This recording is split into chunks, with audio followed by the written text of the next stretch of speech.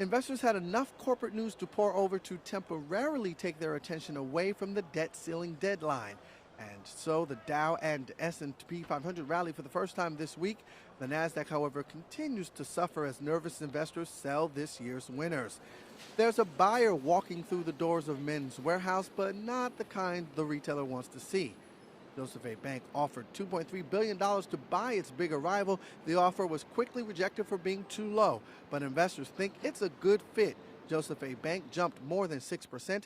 Men's Warehouse shares surged almost 30%, closing near a 6-year high. Sticking with retail, Nike's fiscal year sales forecast came in ahead of analyst numbers, giving the new Dow component a less than 1% gain. Hewlett-Packard telling investors to expect sales growth to stabilize next year and pick up the year after. That projection was good enough for an 8.9% rally in the stock. Profits at Costco rose less than expected last quarter, with sales at stores open at least a year failing to hit analyst targets, providing the latest snapshot of trouble in consumer land. Shares, however, were up as Costco details U.S. and international expansion plans. Yum Brands still suffering from a food scare in China, its biggest market.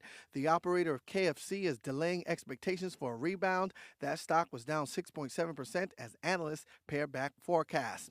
The wait is over. No, not the end of the government budget battle. The wait to find out who will be the new nominee to head the Federal Reserve. Janet Yellen is President Obama's pick, and she is viewed as market-friendly because she will not be fast in unraveling Bernanke's bond buying program.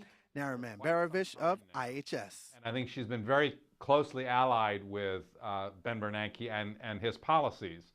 So I think what we get with Janet Yellen is continuity above all, and stability in some sense in terms of what we can expect from the Federal Reserve. Looking to the action in Europe, stocks were down slightly with a cautious eye on the U.S. debt limit.